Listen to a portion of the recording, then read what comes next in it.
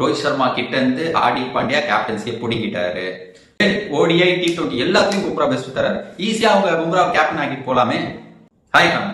So guys, இந்த வீடியோவில் நம்ம பார்க்க போகிறது பிசிசிஐ ஒய் ஹார்திக் பாண்டியாவுக்கு கேப்டன்சி தர மாட்டாங்க. ஆஃப்டர் இந்த T20 பிளேயிங் 11 விட்ட உடனே அதில் அக்ஷர் பட்டேல் வைஸ் கேப்டனாக இருக்கிறத பார்த்து எல்லாரும் இப்போ கொஸ்டின் கேட்குறாங்க. ஹார்திக் பாண்டியாவுக்கு ஏன் கேப்டன்சி தரல? ஈவன் வைஸ் கேப்டனா கூட ஹார்திக் பாண்டியாவை ஏன் வைக்க மாட்டாங்க? இது ஒரு பெரிய கொஸ்டின் தான்.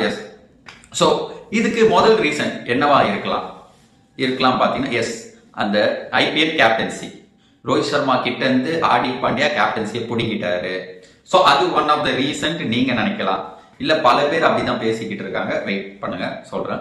பல பேர் அப்படிதான் பேசிக்கிட்டு இருக்காங்க. ஸோ ரோஹித் சர்மாவை அங்க ரீப்ளேஸ் பண்ணனால ரோஹித் சர்மா இங்க இந்தியன் கேப்டன்சி அவருக்கு தரல, சூரியகுமாருக்கு கொடுத்துட்டாருன்ட்டு அப்படின்னு தான் போய்கிட்டு இருக்கு. அதுதான் ஒன் ஆஃப் த ரீசன் சொல்லிக்கிட்டு இருக்காங்க எல்லாரும், மோஸ்ட்லி ஹார்திக் ஃபேன்ஸ். ஸோ இது என்ன பொறுத்த வரைக்கும் உண்மையா இருக்குமா பாத்தீங்கன்னா, வெயிட் லாஸ்டா நான் சொல்றேன். அண்ட் தென் செகண்ட் ரீசன் என்னன்னா ஆட்டிடியூட். ஹார்திக் பாண்டியாவுக்கு ஆட்டிடியூட் இஷ்யூ இருக்கு. ஃபர்ஸ்ட்லி சிம்பிள் கைஸ், ஒருத்தர் லீடர் ஆகணும்னா என்ன மெயின் குவாலிட்டினா, என்ன பொறுத்த வரைக்கும் இப்ப அந்த டீம்ல எல்லார் கூடயும் ஒரு நல்ல ரிலேஷன்ஷிப் இருக்கணும், ஒரு ஃப்ரெண்ட்லி ரிலேஷன்ஷிப் இருக்கணும். அப்போதான் ஒரு பெஸ்ட் லீடரா ஆக முடியும் அந்த டீமுக்கு. ஏன்னா எல்லார்கிட்டையும் ஒரு குட் கம்யூனிகேஷன் இருக்கணும். அப்படி இருந்தா மட்டுமே தான் எந்த பிரச்சனை இருந்தாலும் பிளேயர்ஸ் நாளை பின்ன லீடரா ஒரு ஆயிட்ட பிறகு பிளேயர்ஸ் கம்யூனிகேட் பண்ண முடியும். எனக்கு இது மாதிரி இதுல இஷ்யூ இருக்கு, ஓகே நான் இதுல ஹார்ட் ஒர்க் பண்ணி நான் என்னோட பெஸ்ட் நான் கொடுப்பேன். இல்ல சம்திங் என்னன்னாலும் அவங்க ஃபேமிலி இஷ்யூவா இருக்கட்டும், எதுவா இருந்தாலும் கம்யூனிகேட் பண்ணணும். லீடர் மீன்ஸ் கேப்டன் கிட்ட கம்யூனிகேட் பண்ணணும். அப்படி பண்ண ஈஸி கோயிங் கேப்டனா இருக்கணும், சிம்பிளா சொல்ல போனா.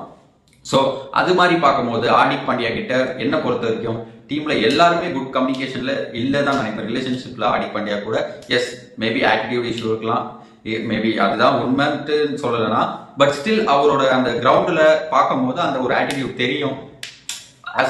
ஜிடிக்கு கேப்டன்சி பண்ணும் போதும் தெரியும், மும்பைல பண்ணும்போது இல்ல, பட் ஜிடில பண்ணும்போது அந்த கொஞ்சம் ஆட்டிடியூட் தெரியும். ஸோ இது ரீசனா இருக்குமா? உங்களுக்கு நீங்க நினைக்கலாம் இந்த ரெண்டுத்துல ஏதாவது ரீசனா இருக்கும்ட்டு. நான் சொல்றேன், இதெல்லாம் மேபி 1% இருக்கலாம் ரீசன். மேபி இருக்கலாம். மேபி அவர் ரோஹித் ரீப்ளேஸ் பண்ணிட்டாரு. அதுவும் இல்லாம அவர் ஆல்ரெடி அங்க கேப்டனா இருந்தாரு. அது ஆக்சுவலா தப்பு தான். அங்க ஒரு டீம்ல கேப்டனா இருந்து இன்னொரு டீமுக்கும் கேப்டனா வர்றது ஒரு தப்பு தான் என்ன பொறுத்த வரைக்கும். பிகாஸ் ஆல்ரெடி அங்கேயே கேப்டன் தானே, அப்போ அதை விட்டுட்டு ஏன் இன்னொரு டீமுக்கு வரணும்? ஸோ அது ஒரு சொல்லப்போனா ஒரு பெரிய தப்பு தான் கைஸ். பட் ஸ்டில் இது ரீசனா இருக்க வாய்ப்பு இல்லை. ஏன்னா கேப்டன் செலக்ட் பண்றது செலக்டர்ஸ், ஓகேவா? ரோஹித் சர்மாக்கும் இதுக்கும் எந்த இதுவும் இருக்காரு. மோர் ஓவர் அப்படி இருந்துச்சுன்னா வேர்ல்டு கப்ல பெர்ஃபார்மும் பண்ணிருக்க மாட்டார் ஹார்திக் பாண்டியா. ஸோ அதெல்லாம் வாய்ப்பே இல்லை. என்ன ரீசன்னா, மெயின் ரீசன் பும்ராவை வச்சே நீங்க தெரிஞ்சுக்கலாம் கைஸ் மெயின் ரீசன் என்னன்ட்டு. பும்ரா ஆல்ரெடி டெஸ்ட்ல நல்ல கேப்டன் வச்சுக்கோங்க. ஆல்ரெடி அவர் ஓரளவுக்கு நல்லதா, அவர் தான் பெஸ்ட் கொடுக்குறாரு டெஸ்ட்ல. தென் ஓடிஐ T20 எல்லாத்தையும் பும்ரா பெஸ்ட் தராரு. ஈஸியா அவங்க பும்ரா கேப்டன் ஆக்கிட்டு போலாமே. ஓகே, ஃபியூச்சர் கேப்டன் பும்ராவை தூக்கி வச்சுட்டு எல்லா இதுலயும் ஃபார்மேட்லயும் பும்ரா கேப்டன் சொல்லிட்டு போலாம். பட் அவங்க கொடுக்கல, பும்ராக்கே தரல. ஏன் ரீசன்? பும்ராக்கு தராது என்ன ரீசன்னா, அந்த ஃபிட்னஸ் தான்.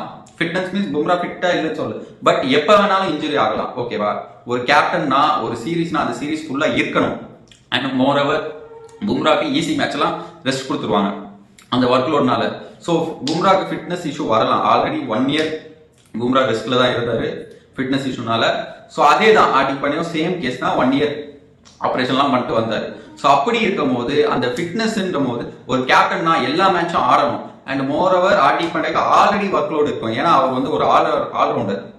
ஸோ பேட்டிங் ஆடணும், ஃபினிஷர் ரோல் வருவாரு, ஒரு 10 balls 30 run அடிக்கணும், அப்போலாம் செம ப்ரெஷரு. ஸோ அதையே ஹேண்டில் பண்ணணும். பிளஸ் தென் ஏன்னா பவுலிங் ஆல்ரவுண்டர், அதையும் ஹேண்டில் பண்ணும் போது அவரை ஹார்திக் பாண்டியா ஒரு கேப்டன் ஆக்கணும், வேற லெவல்ல ப்ரெஷர் ஆவாருங்க. உண்மை அதுதான். ஏன்னா நீங்க நல்லா பாருங்க, ஆஸ் அ பேட்ஸ்மேன் அவர் ஆல்ரெடி ஒரு பெரிய ரெஸ்பான்சிபிள் பொசிஷன்ல இருக்காரு. ஃபினிஷருக்கு அண்ட் ஓப்பனருக்கு ரொம்ப பெரிய ரெஸ்பான்சிபிலிட்டி இருக்கு. ஓப்பனர் பொறுத்த வரைக்கும் நல்ல ஸ்டார்ட் கொடுக்கணும். ஃபினிஷர் இருக்கும் போது ஃபினிஷரா இருந்தா நல்ல ஒரு ஃபினிஷ் தரணும். ஸோ 3 பாலுக்கு 10 run அப்படிலாம் வரும். அது மாதிரி இதெல்லாம் செம ப்ரெஷர் ஆகுவாங்க. என்னதான் ரிலாக்ஸா இருந்தாலும் ப்ரெஷர் இருக்கும். ஸோ அதுவே ஒரு ப்ரெஷர். தென் ஆல்ரவுண்டர் போது ஆல்ரெடி ஒரு 2 over ஒழுங்கா போடலன்னா, அவர் ஆல்ரவுண்டர் போது பவுலிங்ல 2 over ஒழுங்கா போடலன்னா அவர் தான், அதுவே ஒரு ப்ரெஷர் ஆயிடும் அந்த மேட்ச்ல. ஸோ வராரு, இப்போ மும்பை இந்தியன்ஸ்ல நடந்தது அதுதான் நடந்தது. வராது ஒரு 2 over போறாரு வச்சுக்கோங்க, ஃபர்ஸ்ட் ஃபீல்டிங் எடுத்து அடிச்சுட்டாங்கன்னா அவ்வளவுதான், அவருக்கு ப்ரெஷர் ஆயிடும். அதுவே நம்ம 2 ஓவர் போட்டோம் 2 ஓவர் அடிச்சிட்டாங்கன்ட்டு அந்த தாட்டு தான் இருக்கும் தவிர அவர் ஓவர் போட்டு ரன் போன தாட் தான் இருக்கும் தவிர கேப்டன்சி அங்க ஃபீல்ட் செட்டிங் அப்படி ரொம்ப கான்சென்ட்ரேட் பண்ண முடியாது. But as a batsman and கேப்டனா இருக்கும் போது அந்த ஃப்ரீடம் இருக்கும். பேட்டிங் ஆட போறோம், ஓகே ஃபைன், அண்ட் அதை விட்டு தவிர்த்து வேற எந்த வேலையும் இல்லைன்னும் போது அந்த கேப்டன்சியில பெஸ்ட் கொடுக்க முடியும். அது ஒன் ஆஃப் த ரீசன் இருக்கும். And more over mostly Hardik Pandya captain ஆகாத ரீசன் ஃபிட்னஸ் தாங்க. ஸோ அவர் ஃபிட்டா இல்லைன்னு கிடையாது, மேபி எப்போ வேணாலும் அவருக்கு ரொம்ப ஒர்க் லோடு ஆல்ரெடி ஆல்ரவுண்டர்னும் போது ஒரு மேட்ச் ஆடினாவே ஒர்க் லோடு இருக்கு.